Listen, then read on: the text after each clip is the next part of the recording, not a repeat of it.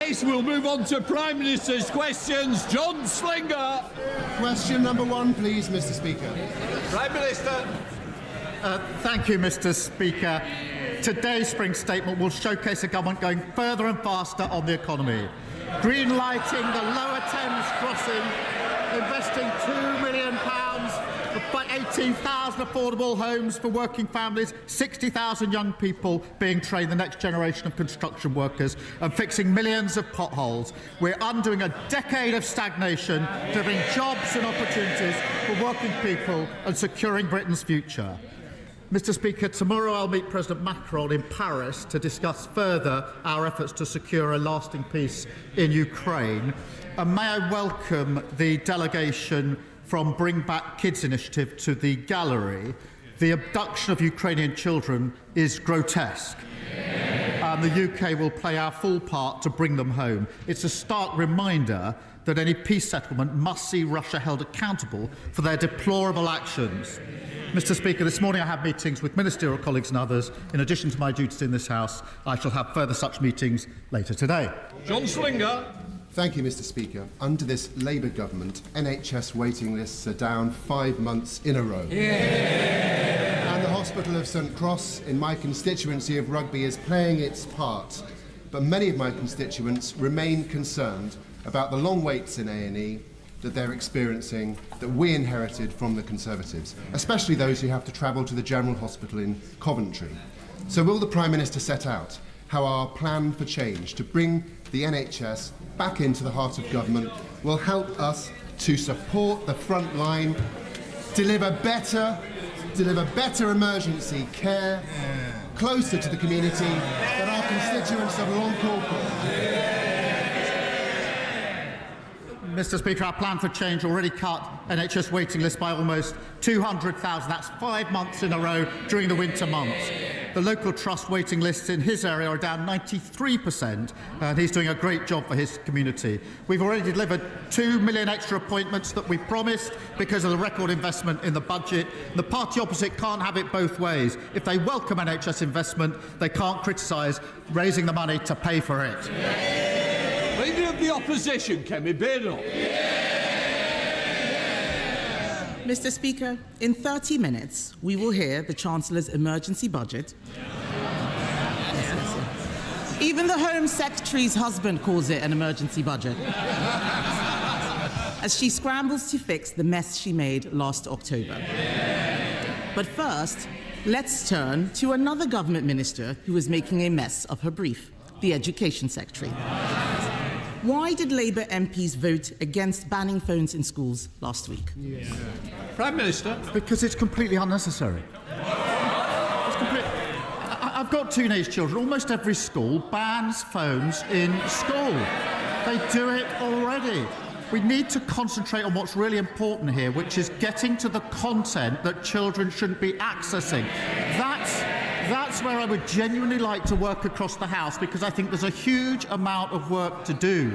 But the battle is not with schools that are already banning phones in school. The battle, and this is an important emerging battle, is to work together to ensure that we can ensure that the content that children are accessing, wherever they are, is suitable for their age. Mr. Speaker, we can look at the content, but if the ban is unnecessary, then why is it that they've started a review? Just last week, his Education Secretary called a ban a bit gimmick, yet teachers and head teachers say the evidence already shows that schools that ban phones get better results. And he's wrong. Not all schools do this. Only 1 in 10 schools are smartphone-free. So will he U-turn on this? We need to ensure that all schools do this, but the vast majority do. Look, it is really important that we focus on the battle we have to have with mobile phones, which is the content that children are able to access. And we need to ensure that that is controlled wherever they are. So it's a question of having the right battle on the right issue, not wasting time on something where almost all schools are already banning mobile phones. Mr. Speaker, I'm surprised that the Prime Minister would say this. His own government evidence says that phones disrupt nearly half of GCSE classes every single day. Discipline is the #1 issue in many schools. Under the Conservatives, schools became twice as likely to be good or outstanding after going through our behaviour programme. So why did the Education Secretary abolish that programme? Prime Minister. Mr. Speaker, she talks about the record of the last government. Under their watch, a third of children started school without appropriate level development, and that is not being able to use a knife and fork. A quarter left primary school without the required standard of reading, writing and maths, and 1 in 5 was regularly absent. That's why we're pushing up standards, more information from Ofsted, transparency for parents, more interventions where schools need it. Mr. Speaker, he's not answering the question about discipline in schools because he doesn't care about discipline in schools. Everything he does is ideological, and his decisions are costing schools so much. The national insurance hike means every state school in the country has to pay more for teachers. The Education Secretary promised to compensate schools in full for the jobs tax. Why hasn't it happened? Prime Minister. Mr. Speaker, it was Labour that introduced academies. We pushed up standards. And this is not ideological. I'm a parent of 2 teenage children, both of whom go to a state school. So I'm vested in this, and it matters hugely to me. Nothing ideological about it. That is why we're driving up standards, as we always have done. Mr. Speaker, he didn't answer the question about compensating schools for the jobs tax. That is costing schools a lot of money. The CEO of the United Learning Group says the grant that they gave is 20% short. Some schools will face shortfalls of up to 35%. Can he guarantee that no teacher will lose their job as a result of his jobs tax? Mr. Speaker, this government at the budget put a record amount into our schools, just as we put a record amount into our NHS and into our public services. We were utterly failed under the last government. But yet again, she wants all the benefits, the NHS, but she can't say how she's going to pay for it. That's what got us into the mess in the first place. Mr. Speaker, the whole House will have heard that he could not guarantee that teachers' jobs are safe. Not only is he taxing schools, he's also lowering standards. He talks about our record. I'll tell him what our record was. Under the Conservatives, English schools shot up the international league tables, while schools in Labour-run Wales, standards fell. Academy freedoms led to the biggest improvement of standards in a generation, but the Education Secretary is attacking them with her reforms. Can the Prime Minister point to any evidence at all, that these discredited academy reforms will improve school standards? Prime Minister. Yes, take the example of schools going into academies. The vast majority of schools are already academies. Therefore, we need to think again about what we do about failing schools that are already academies. We need to go on to the next chapter.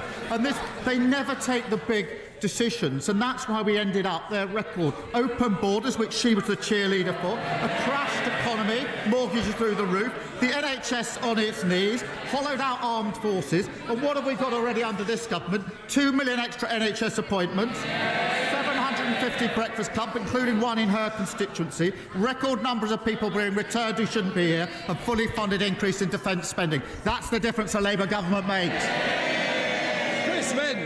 Thank you, Mr. Speaker. I recently visited Harlow College and saw the work they were doing, training the bricklayers and electricians of the future. Would the Prime Minister agree with me that the work that FE colleges like Harlow College do is vital for the house building that we need for future generations? And what will his government do to support Harlow's next generation? Prime Minister. He's a great champion for his constituents. We are investing £600 million to train up to 60,000 more skilled house builders so we can support the next generation and deliver 1.5 million new homes. We're creating technical excellence colleges and investing in Stansted Airport, creating 5,000 jobs nearby, which will create more opportunities for young people in Harlow. Leader of the Liberal Democrats, Red David. Thank you, Mr. Speaker. The British drama Adolescence has shone a much-needed spotlight on the enormous damage being done by social media to the minds of many of our young people, especially teenage boys.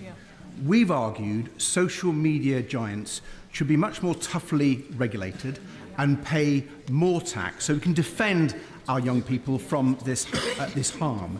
But we've had disturbing reports that the government is considering scrapping the digital services tax and watering down Britain's online safety legislation to appease President Trump and his co-president, Elon Musk.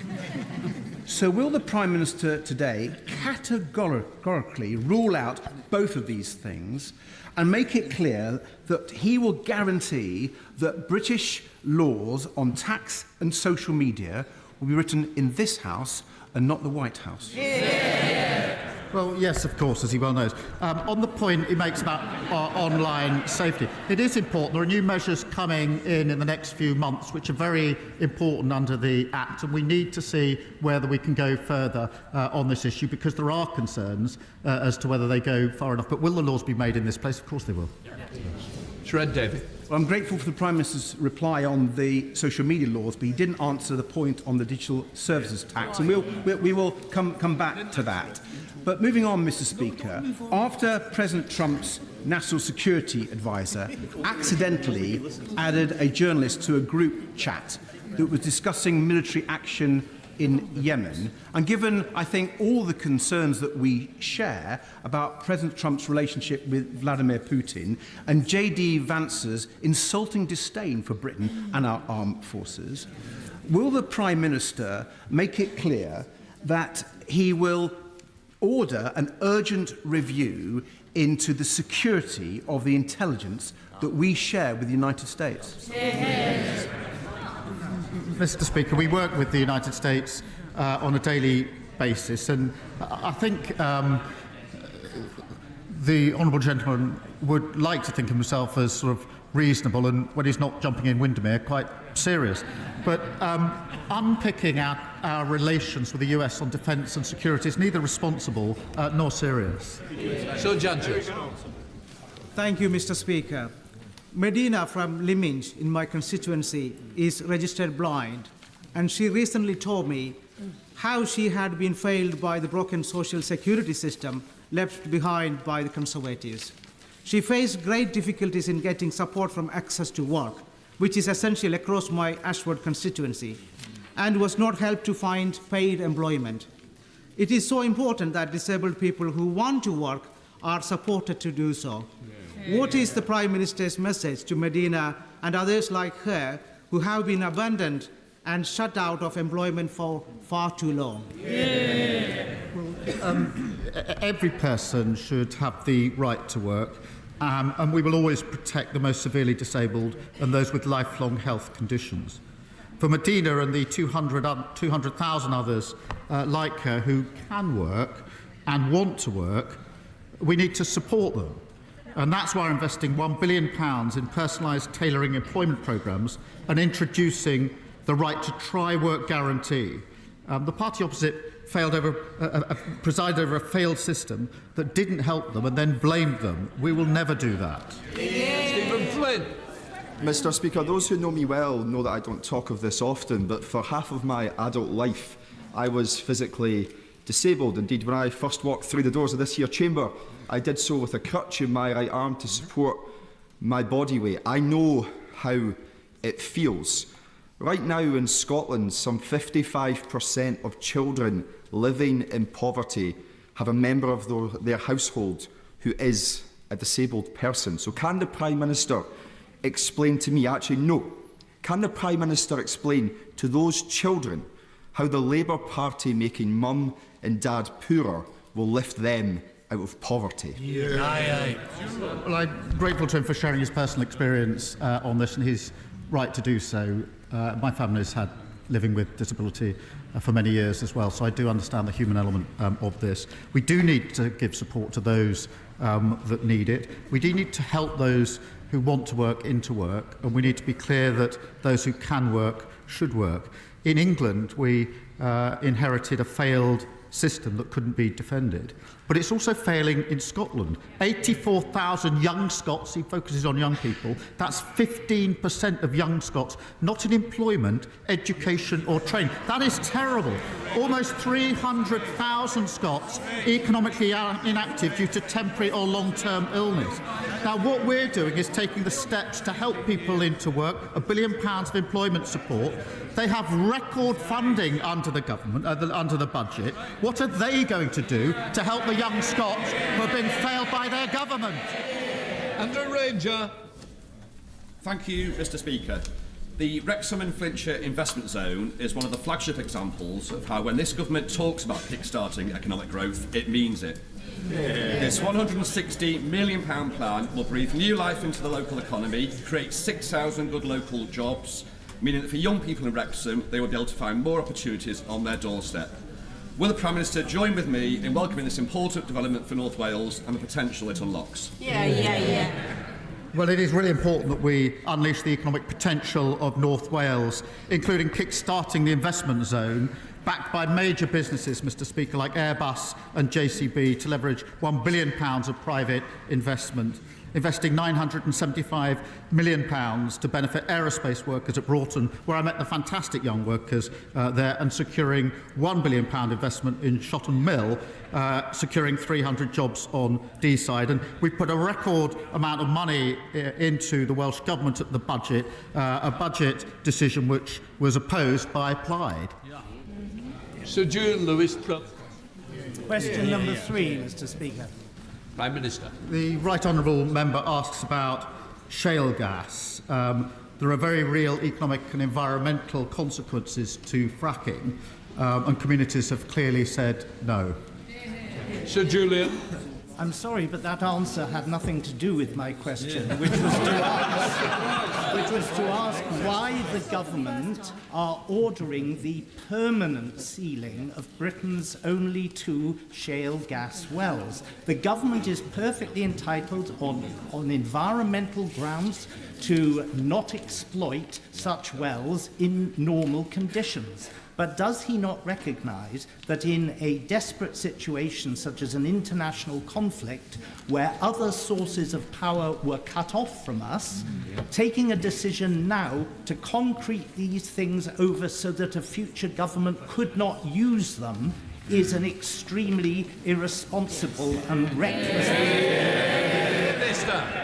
He knows there are real consequences of fracking, as I've set out.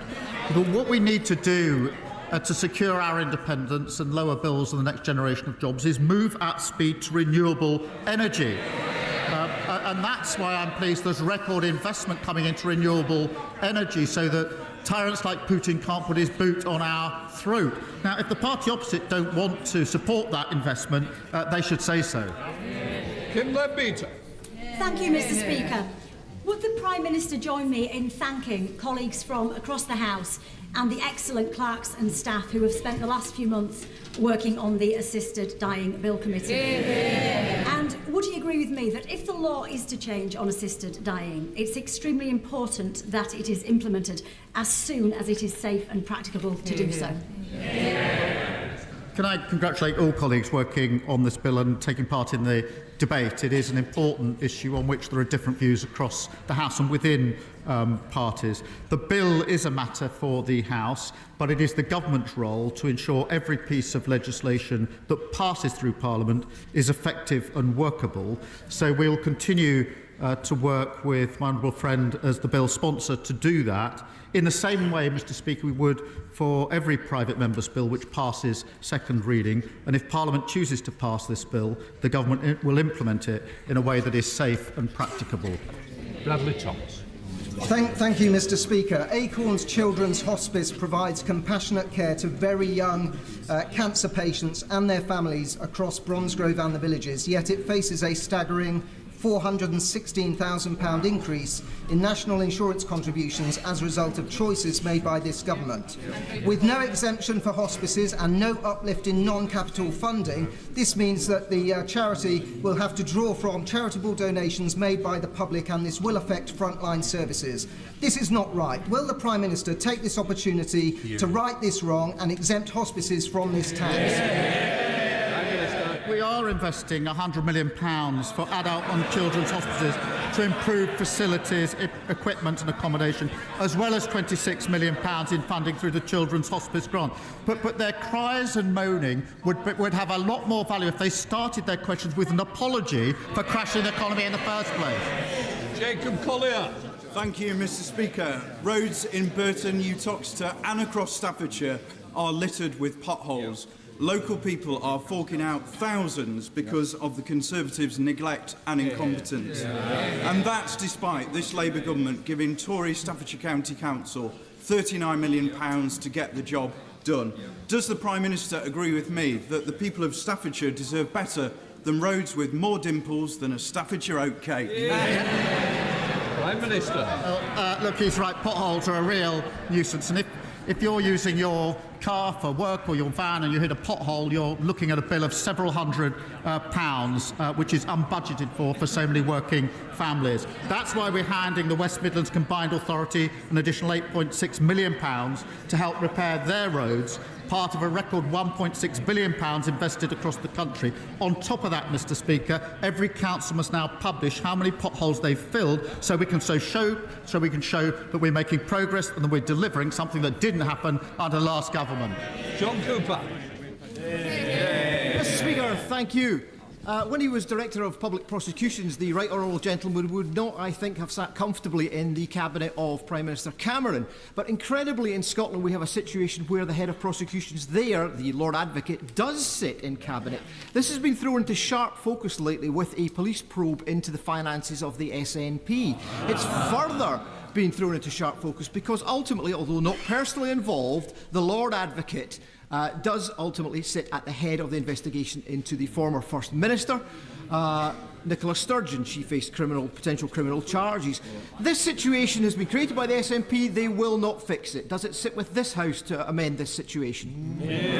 Prime Minister. Well, I'm grateful to this is a really important issue, and Labour in Scotland have been clear that they'd separate this role. That's the right thing to do for the reasons that have just been articulated. It's the obvious thing to do, and that's obviously what we do in England and Wales.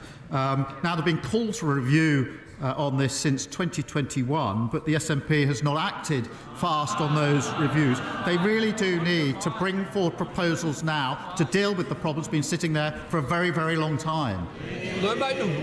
Thank you, Mr. Speaker. Can I join the Prime Minister in welcoming the delegation from Bring Back Kids, who are trying to return the tens of thousands of children abducted by Vladimir Putin, an act of pure evil.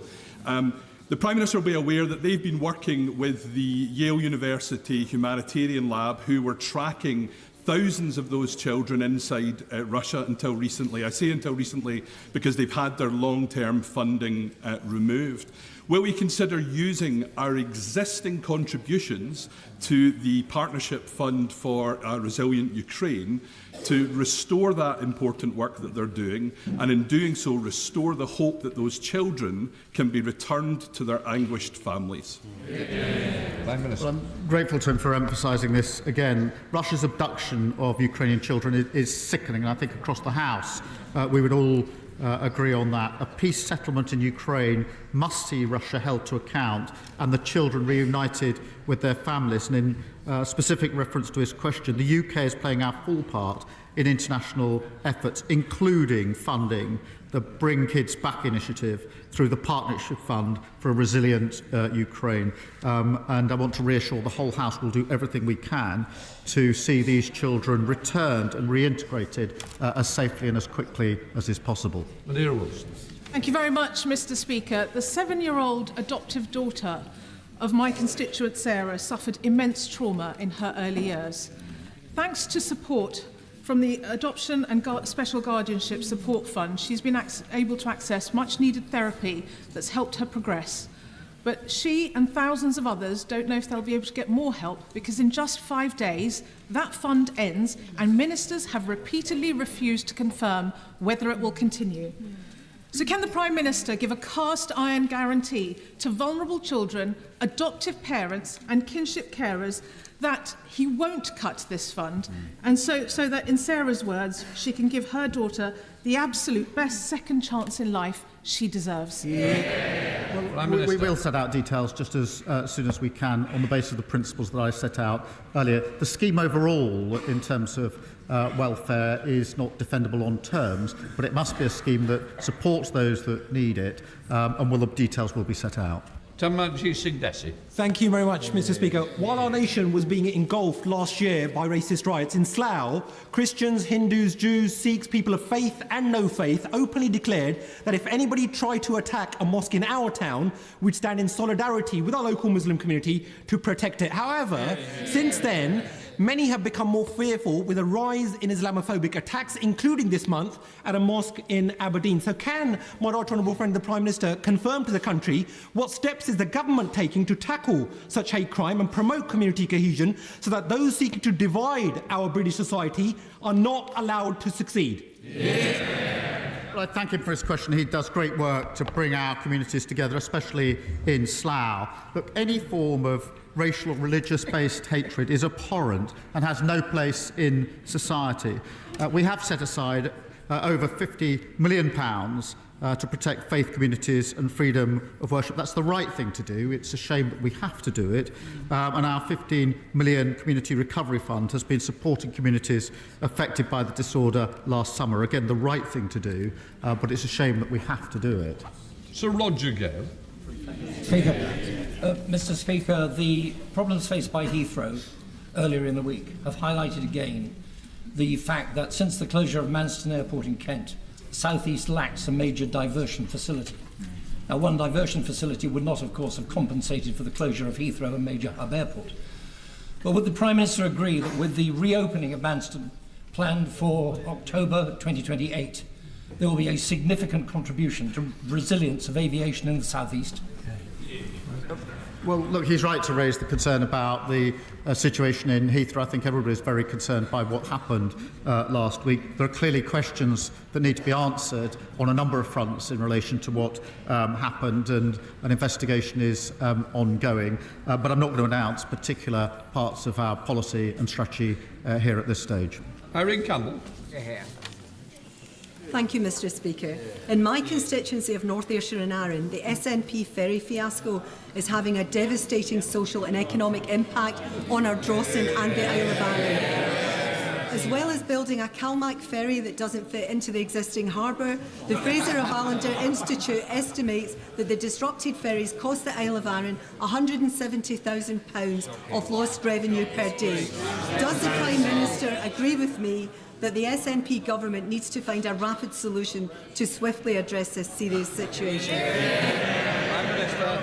I thank her for fighting SNP incompetence on behalf of her constituents.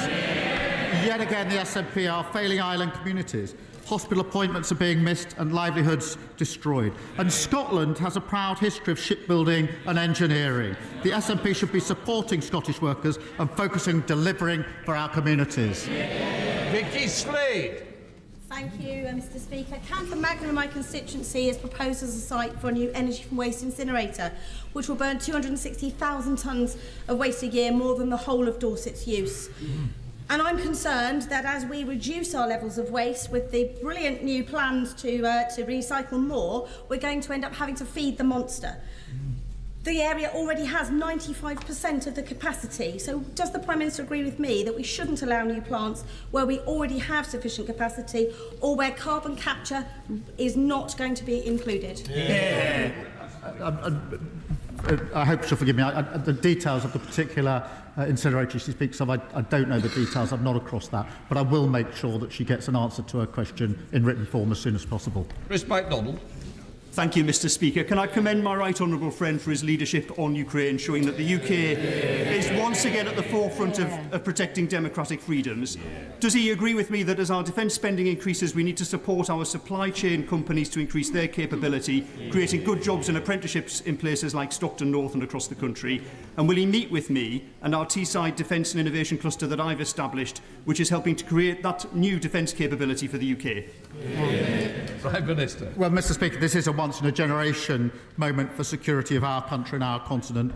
We've set out that fully funded increase in defence spending to 2.5% in 2027, the biggest sustained boost since the Cold War. But that must benefit British jobs and British businesses, and that's why I'll make sure that he gets the meeting that he wants with the relevant minister.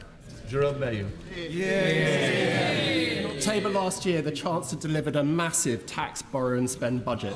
Now her plans have collapsed around her ears with an emergency budget to cut that spending. So has the time now come, Mr. Speaker, for the Prime Minister to state in public that he has full confidence in the Chancellor? I have full confidence in the Chancellor. Thank you.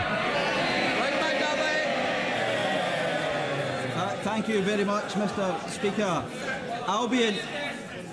Albion Rovers has been a football institution in Coatbridge since 1882. However, following relegation and the lack of financial support for teams leaving professional leagues, it now faces a deeply perilous situation, risking the very future of one of Scotland's oldest football clubs. Does my right honourable friend agree that clubs like Albion Rovers are integral to the fabric of our communities? And will he join me in encouraging all parties to be solution-focused on this matter and encourage football authorities to strengthen our clubs in the lower leagues to help protect their future? Well, he's a superb local champion, and regardless of which club any of us support, they share a love of the game, and they are at the heart of our communities, and Albion Rovers is exactly that, a huge point of local pride, and I'd encourage all efforts to secure the future of the club. Final question, Dr. Kieran Mullen. Thank you, Mr. Speaker. We're joined in Parliament today by Katie Brett, whose 16-year-old sister Sasha was raped and stabbed to death. Aisha Hussain, whose cousin Jan, was killed by a sex offender and stored her body in a freezer. Paula Hudgell, whose adopted son Tony lost his lower legs as a result of child cruelty. And Becky and Glenn Newens, whose daughter Violet Grace was killed by a hit-and-run driver who spent barely more time in prison than she was alive. Supporting them are Jeremy and Susan Everard, who received justice for the murder of their daughter, Sarah, but who know too many others do not. They've come together to say with one voice that it's time for us to start ensuring sentences truly deliver justice for victims and their families. Would the Prime Minister agree to meeting with them in future to hear their stories firsthand? Well, can I thank him for raising this issue? The courage of these campaigners after simply appalling cases is astounding, and I find it humbling. I'm pleased the Minister for Victims will be meeting the group, I think, today, and I look forward to meeting them in the future, because we must prioritise victims and make sure sentences punish offenders and protect the public. So thank him for raising this really important set of cases. That completes Prime Minister's questions with that front bench changeover.